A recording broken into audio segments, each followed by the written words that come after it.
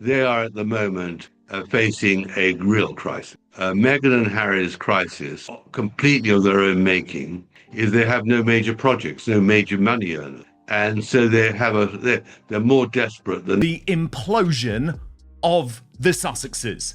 Meghan Markle's Archewell charity scam and as ever lies have finally been exposed, an astonishing double blow for the fake. Absolutely, but don't even believe that there were 5 options. What you really saw were Harry's and Meghan's fantasy narrative, which they call the truth. Well, Meghan herself. And Meghan herself. In the months before she met Harry, was setting up. Are they insane? What is happening? There is complete and utter chaos going on. The Meg and Harold are taking their rebrands far too literally at this point. Archewell, their charity effort, has not only changed its name from a foundation to philanthropies, which is even worse branding, I might add. Their problem is that they've got no future. I mean, as ever, all her products, of course, is a complete disaster. She's got no Netflix series. She hasn't got any project at all. And they are literally wallowing in in a maze where to go. And so predictably. But Harry doesn't want to know any of that truth. That's the trouble with Harry. He just likes, because in a simple way, the paparazzi murdered my mother. Well, it wasn't as simple as that at all. There's been leaked financial details from the Archewell Foundation that's quite fascinating because it shows that there's 2 donors who've given one of them 15 million and one 3 million. Money is officially drying up for Prince Harry and Meghan Markle. As more and more news of the dissolution of Archewell Foundation comes forward, it's very, very clear that this restructuring is due to a lack of one very, very key thing, which is money. In fact, Harry and Meghan sold themselves to a dinner table at $100,000 a pop to raise money for Archewell. Are they losing the plot or just losing control? Behind the constant rebrand chatter, the reality looks like pure disorder. Their charity has quietly shifted from a foundation into philanthropies, the kind of change that signals scrambling, not strategy. And the bigger warning sign is simple: money. Reports suggest the cash flow is drying up fast, and as the pressure rises, so do the increasingly desperate fundraising moves. And I predicted it in the book, but even I would not have thought it'd be that accelerated. I think personally, they've separated their professional lives, but I think what's really a great problem for them now, as of in the last few weeks, is that Meghan has got no real income anymore. She's finished. Right. The Netflix series is over. There's no great podcast. They don't generate any money. And I don't see where she is going from here. I think she has a major problem. And I think as of this week, the signal for her great problem, including allegedly selling access to a dinner table for eye-watering prices, just to keep things afloat. Stop scrolling, because what's surfacing now is exactly what a cleanup crew doesn't want you focusing on. The picture being painted is brutal. Massive unsold products sitting in storage, public compliance trouble for the charity, weak platform rankings. So, and most revealing of all, a belief that billionaire status was somehow inevitable. The gap between the dream and the data is becoming impossible to ignore. If you think this is just another celebrity gossip cycle, stay with it. It was a Channel 5 investigation as to the state of the Sussexes' finances. Now, we know they didn't move to a 2-bedroom cottage somewhere in the middle of nowhere. They're living in quite a large mansion in Montecito. And one of the things that Prince Harry made very public when he left the royal family, one of the things that he was quite disgruntled about was the fact that his father basically cut him off financially. So really, they were in a state where they had to make a lot of money and a lot of money fast. He blundered in a video and said, the Netflix deal was an idea that was pitched to him. But I do think the Sussex Overdrive is unbelievable. Because the claims being made now are about where this ends, not just what's trending today. And the trajectory gets darker before it gets clearer. Here's what people keep misunderstanding. This isn't simply about whether they still have money. The argument being made is that it's a structural collapse, one that can't be polished away with a rebrand or buried with a headline. This is a slow, visible unraveling happening in real time. Tom Bower didn't arrive at his conclusions casually. He spent years building a case, interviewing insiders across royal circles in Hollywood. Years ago, we were talking about Meghan Markle running for president. And just, I mean, what a decline, how irrelevant they've become today. Do the Sussexes still pose an institutional risk, or are they now culturally sidelined? I mean, an institutional risk to the British monarchy? Mm-hmm. Oh, absolutely. A huge risk. Really? Absolutely. Because there's no doubt as they become more desperate. The story that emerges isn't random misfortune. It's ambition engineered at full volume colliding with reality that doesn't bend. Yet this is the narrative spine. A woman who walked away from one of the most powerful institutions on earth, stepped into massive deals and global attention, launched a brand and a charity, and promised transformation. Now, the claim is that 2026 looks less like a victory lap and more like a reckoning backed by receipts. So let's break it down. Start with Archewell. Extraordinary that the non-disclosure agreements are so draconian, so watertight, that nobody dares sell their story. I mean, that is what's quite astonishingly clever of Meghan and her lawyers to protect their reputation and all the dreadful things that have happened in Montecito behind the high walls. But my book reveals a bit more about that, my future book. But that's a teaser. Because critics argue this is where the most revealing truth lives. When it launched in 2020, it was framed as a humanitarian mission built on compassion, service, and change.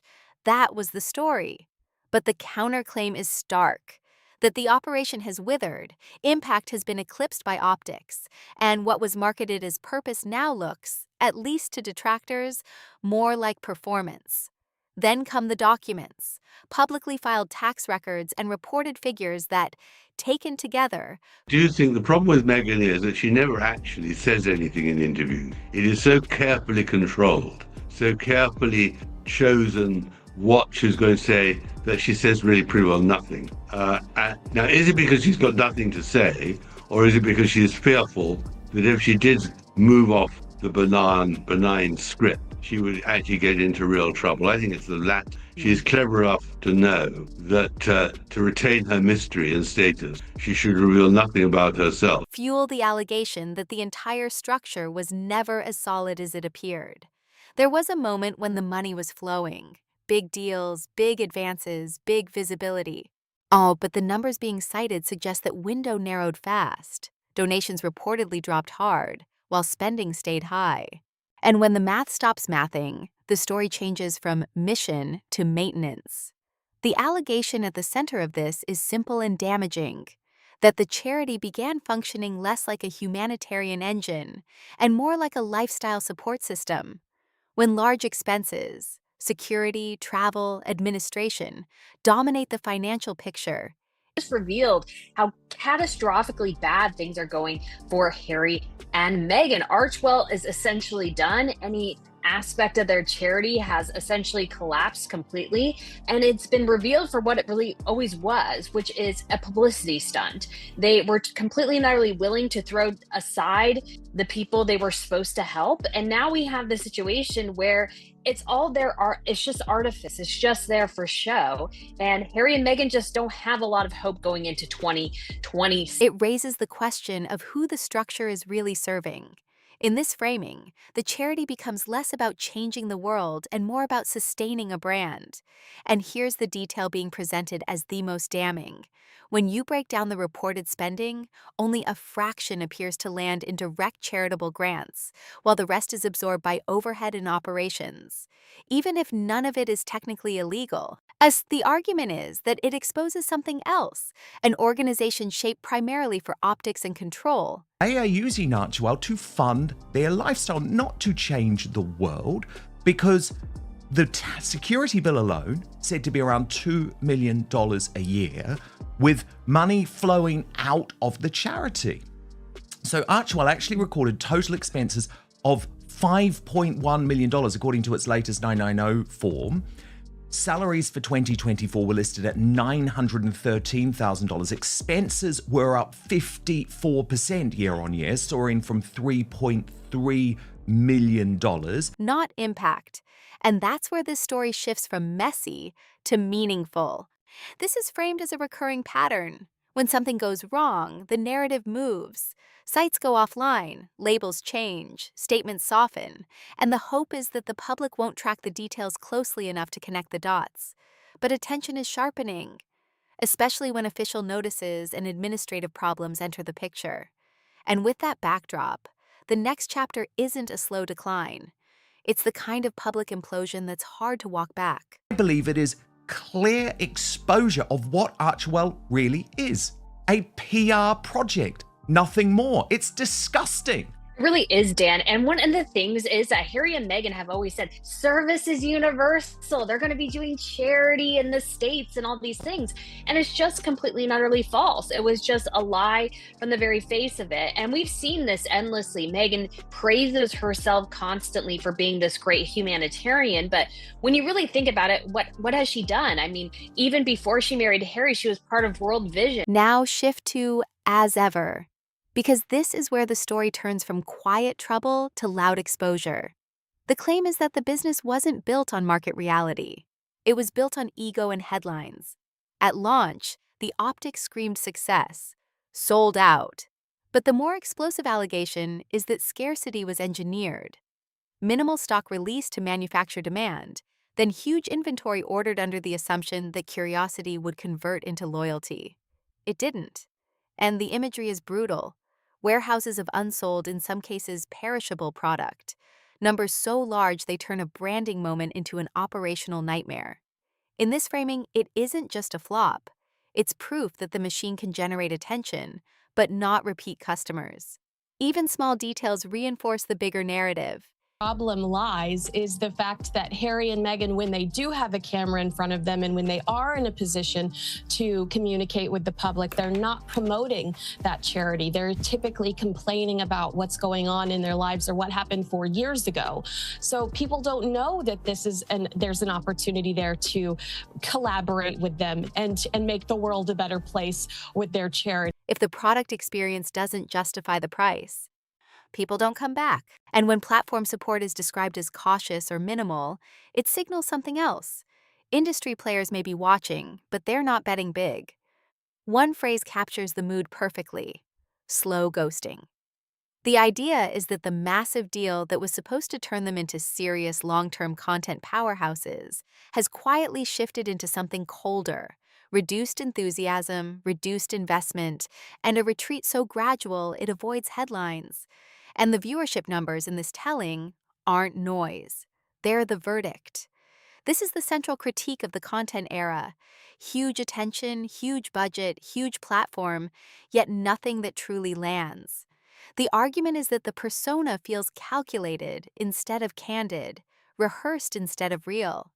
The result isn't inspiring lifestyle television. It's performance dressed as authenticity, with the audience sensing the difference immediately.